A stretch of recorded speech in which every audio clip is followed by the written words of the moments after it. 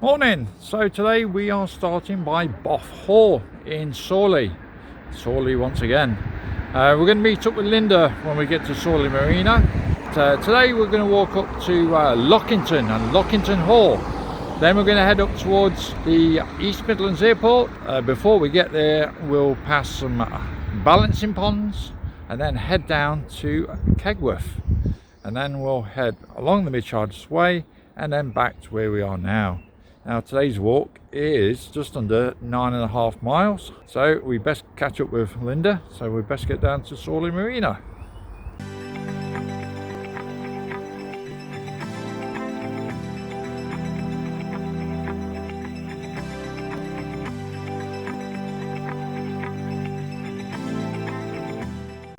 So we're by the side of Bothe Hall, or Bothe Hall, which was built in 1680 by the wealthy Bothe family, who came from Cheshire and made their money as landowners. Henry Bothe became a member of Parliament and is also known as the Protestant champion when William III, otherwise known as William of Orange, a Dutchman by birth, became to be the King of England in 1689 after the Glorious Rebellion in 1688. William noted Henry Bothe as a follower and made him the Chancellor of the Exchequer in 1689. Which expanded the Bothe's wealth from this point. The Bothe family held the seat of Dunham Massey. 10th Earl sold and gave properties up in the 1970s, included Bothe Hall, which is now owned by a computer company.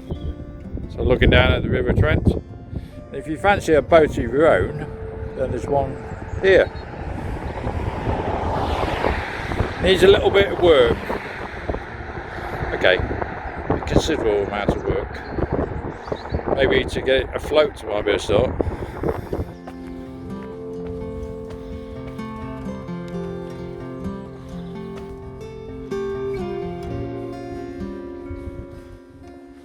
Morning folks, and we're back in Sawley.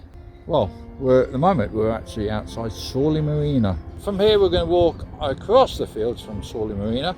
We're going to pass some balancing ponds and then we'll head up to Lockington and Lockington Hall, which is near Hemington. We'll get it right eventually. Anyway, we're not actually going there, we're going near it. Then from there we're going to walk along the back way towards the East Midlands Airport. Pass some more balancing ponds. We'll have a little poke at East Midlands Airport itself, passing East Midlands Parkway, and then we'll head down into Kegworth. We're going to go past a place where there was an old plane crash a few years ago near the airport, and then from there we'll head into Kegworth, through Kegworth, which has got a history of knitting and stockings. The Prince of Wales liked his stockings from Kegworth. From there we're going to head across the fields onto the Midshires Way, passing a couple more ponds, and then eventually we will head back to Sawley Marina and then back to Sawley, where we're starting the actual walk at Bothe Hall. Anyway, I'm joined by Linda, as you can see to my right. So we best get going.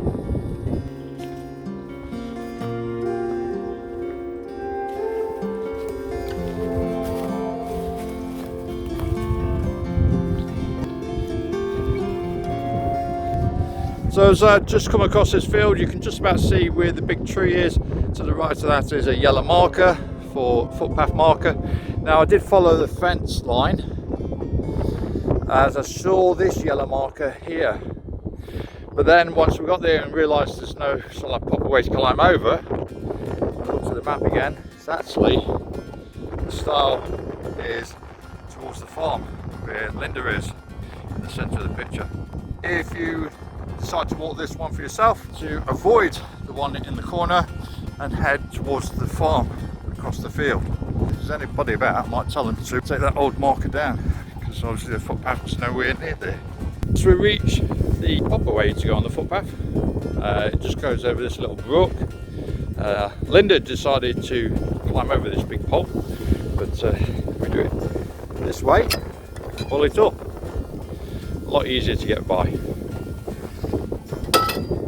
Obviously pull it down behind you, and then we'll head towards the farm, continue on the footpath. So from the bridge we actually crossed over 3 little stiles, small fields, and then we come into this farmer's yard. Now the footpath actually says that we go directly straight line from where we are now, but if you deviate to the left a bit, there is a track out to the farmyard. I'll follow that. Although I think a lot of these vehicles have been here a long time, especially that tractor that's in front of us. It's had its day, it's had its lifetime, I think. Missing 2 wheels, and one of the wheels that's still remaining is flat. Cattle here, some sheep, there's a bit of all sorts here, licorice all sorts, some horny cows, well, cows with horns. Right, anyway, we're heading out to the farm. You can see Linda in front. We're heading towards, well, first of all we're heading towards a rail track and then heading towards the motorway. We're not going to run across the motorway, there's actually a tunnel underneath. See, this footpath is very well marked, so you wouldn't need a map on this one. There's yellow markers every time you get to another field pointing the direction, so it's an easy one to walk. It has been all open fields. The motorway directly above us, which is the M1. I've just noticed underneath these trailers there's a sheep just sitting there. Now he looks a bit, or she looks a bit hefty, so, and we are in lambing season, so I'm presuming, so I think she's about to give birth in the next few days, or maybe today. Anyway, we're going to head out to the tunnel, and as usual Linda's racing off. She doesn't realise YouTube miles. All these times I have to keep stopping and filming. Once I've edited it all, you won't realise it, but there's quite a bit involved in filming a YouTube video. That's why Linda's always in front, so I'm going back filming and everything else. We've got the motorway noise behind us. On the right we've got some shotguns being fired, but in front we've got the markers for the footpath, the yellow markers. And interesting to see this fenced in, like wrought iron fence, which would be, usually dates back to about Victorian times. I presume it's some sort of like water system, underground reservoir type thing. Now we are heading towards some balancing ponds, which this could be part of that. I'll tell you a little bit about balancing ponds in a minute. So as you cross the stile at the bottom there, as it heads towards the tunnel where the A road is above and the rail track passes through, if you take a right there and follow the track all the way to the end, or there is a little bit of a cut through, head towards the electricity pylon. Then when you get to the pylon, you'll spin round and then you'll come onto a tarmac track. If you head up there, then you continue alongside the road as you cross the bridge. Where Linda is, just after that is a blue sign, and if you take that, the direction of that sign is a foot and cycle path. It gets you away from the road again, and then you follow it around, and that takes you to the opposite side, the railway, and then takes you back onto the footpath that you require to head down towards Lockington. She looks like a little gnome sitting there. All needed a fishing rod. And we're heading to Lockington now. We're going to take the road. It's probably about 700 metres, and then we'll be in the village of Lockington, and we'll be passing Lockington Hall. A nice quaint cottage, and then looking over to the barn. This is interesting. It's quite an old derelict barn, but it's got a satellite dish attached to it. Very quaint village. If you want a washing machine or tumble dryer, there's one there. Hoover, 2 Hoovers. We're in the market for a couple of broken washing machines. There's some there. As we walk into the village, you can see some buildings of character in Lockington. This is the main entrance to Lockington Hall, and you can just about see Lockington Hall in the background. Nether Hall and Over Hall were anciently held by the abbot and convent of Leicester. Both were sold after the dissolution of monasteries to the Bainbridge family in 1688. On the site of Nether Hall, Lockington Hall was built, where the Bainbridge family continued to live there until 1797, where Reverend Philip Story took over the property and expanded it with a second floor and further extensions. So there's a grand entranceway, so this archway would have been for horse and carriages. So as they entered the main entrance, which I presume is this door here, you were drawn up with your horse and carriage, and then the lord of the house or visitors would just get out of the carriage and straight up the steps into the building. So that's the reason why the archway is quite high, so it had obviously the large wheels of a carriage and the carriage itself. In 1872, the property was sold to the Curzon family of Breedon Hill and Kedleston Hall, which I did a walk through Breedon and spoke about the Curzon family then, so I shall leave a link to here. Francis Curzon Newton of Mickleover Manor inherited the estate in the early 20th century and changed his name to Francis Curzon. Lockington Hall was converted to offices in 1973. Usually the frontage was always the best kept. If you had wealth, you would show it off, and then around the back was more of this red brick. Just looking backwards down the lane as we head up towards the church. Nice tree in blossom there. This is the Anglican parish church for Lockington and is dedicated to St Nicholas. Built in the 13th century in the early English and decorated styles, the tower was added in the 15th century. The church can sit up to 500 people. So by the look of that window, it's a bit wonky. Everything's wonky about that. If we look more direct straight on, you can see what I mean. Everything's going off. I can't say if the glass it's off or the stone masonry. It's on an angle. All sorts going off that one. So as we head out of Lockington, follow the lane. As you'll see, it's a dead end here, no through road. But the direction we're going, we don't need roads. Just we can walk. And he can run me over. As we left Lockington and hit the track, it does bear right, and it does say footpath closed. But I spoke to a local and he says that's an old sign. So ignore that and continue straight. And now we're going to head towards the balancing ponds. It's exciting balancing ponds. So at the moment you've seen more of Linda than you've seen of me today. And on our left hand side it's called the dumps. So I don't know, it's in reference to Stigger the Dump. It used to be my favourite programme as a kid. Now I can't remember anything about it. It's like a caveman that lived in a woodland area, I think, in modern society. Or maybe totally wrong about that. So I haven't done this for a while, but I've just come across these. They look like, well, I presume sort of like some sort of fungi, although they do look more menacing than that. Something like a sheep may left. So if you know what type of fungi it is or what it is, let me know. And as the old one is, answers on a postcard or leave them in the comments. So we've just reached this point here. I've got these high banks here. Now around the airport there's all this earth that's been pushed up, and it looks like high embankments. Now I would think that when the airport runway was built, then there would have been a lot of dirt. So where did they shift it? They shifted it around the outskirts of the airport, along this area here, and obviously this is all the excess dirt that's to make the flat runway. Now I'm not 100% gospel sure that's the correct thing, but guessing next to the runway, and the runway would have to be really flat, then that could be a good idea for it. If anybody else has got any alternative ideas on that one, or somebody knows the actual answer to that, then leave a comment. Balancing ponds, or also called a retention pond, this acts as a temporary storage facility for watercourses like streams or the local river Trent, which is known for flooding frequently.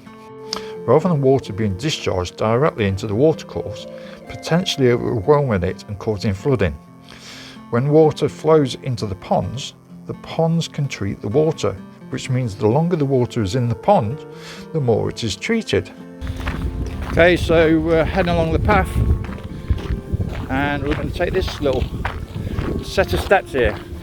As we walked up to it, and as if you were walking on the same route, you'll notice there's more than a few steps. It's like walking the Great Wall of China for about next 300 metres. Steps galore. We came down from this path here, up the Great Wall of China, the steps, or Spanish steps, or whatever steps you want them to be. And now we're at the high point of this embankment. You can see the landscape around us. So if we're looking that way, we're looking towards Nottinghamshire. In the foreground we can see Lockington, the village of Lockington that we've just passed through, and St Nicholas's Church. Moving across, see more of Nottinghamshire.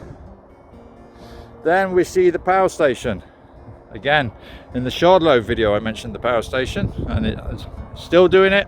Every video I seem to do in this area, you see the power station. This one we see a bit more clearly. And Radcliffe upon Saw power station. Then looking down, I think that's the Hilton Hotel just in front. And then going across, now we're looking at Leicestershire. If you notice straight in front, there's some green containers, and they say Evergreen on them. And obviously Evergreen's been in the news recently, the Suez Canal. So that boat, same company name. Well, this is actually another balancing pond. This one's got a little bit more water in it. And then moving across to the right, you can see some more developments happening there. There's quite a few distribution places here. There's an Amazon distribution place here. We can see this new one being built here. And again, quite big. And you can see how big it is by the little vehicles just in front. Now, Linda has mentioned that it may be Nestle, however they pronounce it, the ones that do Kit Kat. Anyway, we are going to head down the path that Linda's already heading down, and then we're going to head towards Kegworth. Linda also mentioned it might be to dampen the noise from the runway or the planes flying off. Although saying that, these embankments are all around this end of the airport where there's no actual houses, so dampening the noise would be a bit weird, especially as we've got the motorway in front of us as well, with all the noise from there. And if you go to the opposite end of the runway where the village of Castle Donington is, there is none of these big embankments there, so I wouldn't have thought it's for a noise dampening. I did a walk last week RAF Newton, and we came into some problems as in when I was recording it. Once I went back to editing suite, even though there was only a 20-mile-an-hour wind, it sounded like that I was walking through a hurricane. So the video, yeah, the audio was quite atrocious really. I am still going to put that video out, but I'm going to have to do a bit of playing around with it. I have to do some lip sync and dubbing to get that one out, but I would say I would still want to do it because it's an interesting video and some bit of a mystery which is worth watching. So that'll be coming out in a few weeks, the RAF Newton video, that is, Bingham and RAF Newton. So at the moment I am looking for a new microphone. At the moment I think, well, I know because I'm ordering it tonight.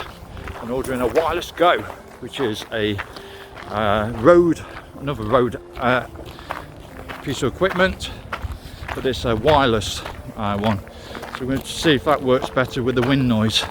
Hopefully that would improve the audio and camera, and then we'll have the whole setup.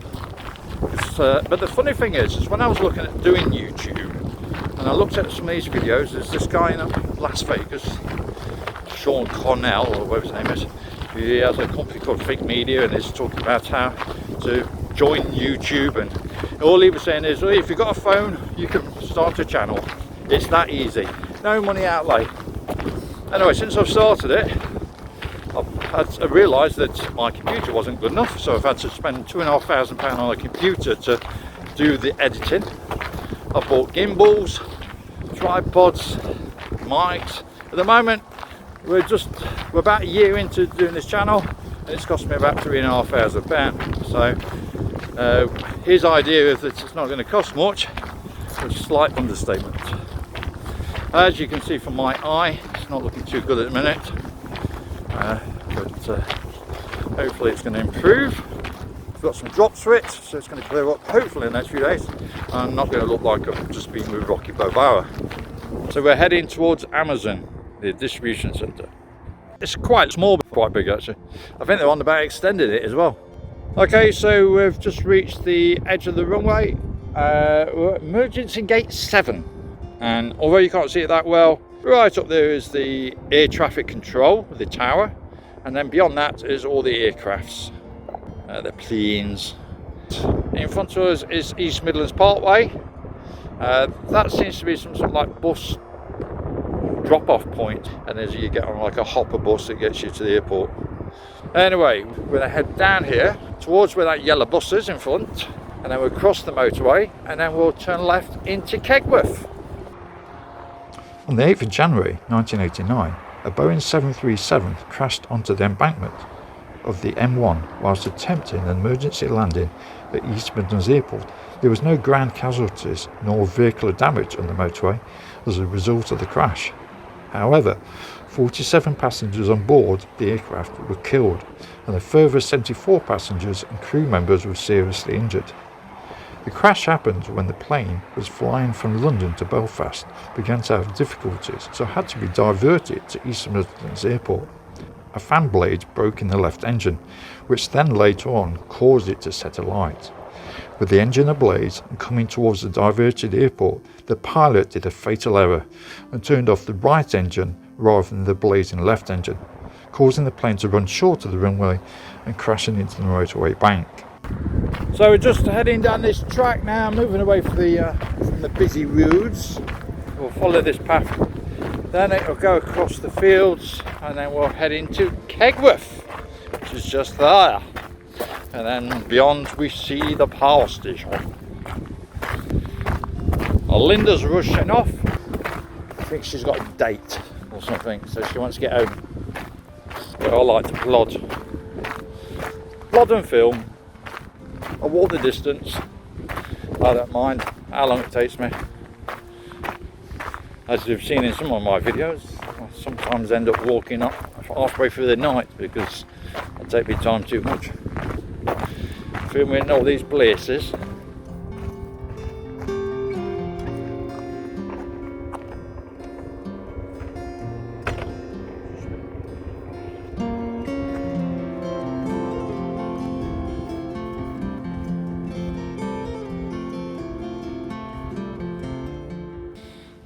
So just crossed the field and we're heading to Kegworth, but I just come across this. What do you think this is? Looks like an old Cortina or an Escort. And then it's got some sort of like house built on the back of it. Do you need planning permission for that? The worst thing is that it's got this the wing mirror. You notice a wing mirror on the right or left, either way, or both sides. But the body of that construction behind it, house, is actually further out than there, so the mirror doesn't look at anything. KFC, it's Kentucky Fried Chicken. Kegworth is considered as a large village or a market town, with a population of around 5,000. On one side is the River Saw, and the other the M1. The word Kegworth comes from two languages, Old English and Danish, meaning it dates back between 874 and 1086. Kegworth means worth or enclosure of a man named Kagi, the Danish name for Redbeard. In the Domesday Book of 1086, it is written that it was held by the Earl Harold Godwin, who became the last of the Saxon kings. He ended up a bit like me, having a bit of a dodgy eye, although he got an arrow in his, and I've just got an infection in mine.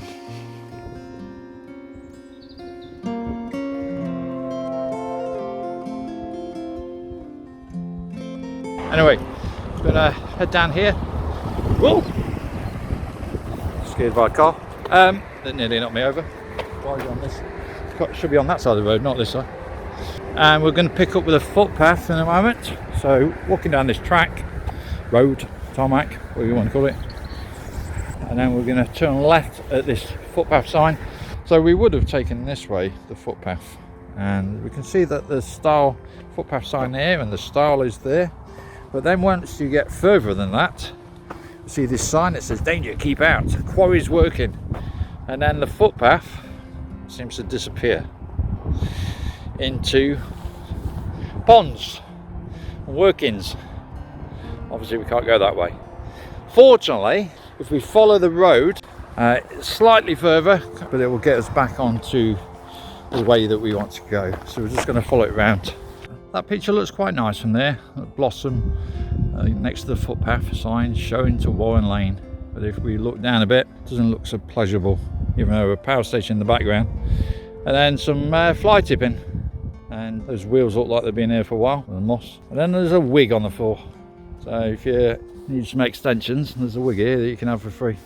Anyway, we're going to head across these fields now. Now, as we continue this way, we shall head back to, well, Warren Lane, as the signpost said, and to Sawley Marina.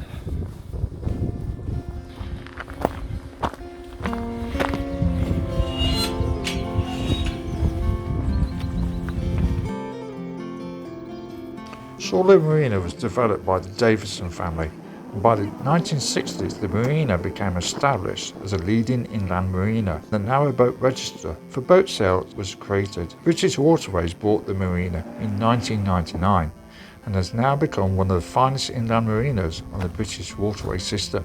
The marina has the capacity to hold up to 400 boats at any one time and is now the biggest inland marina in the UK.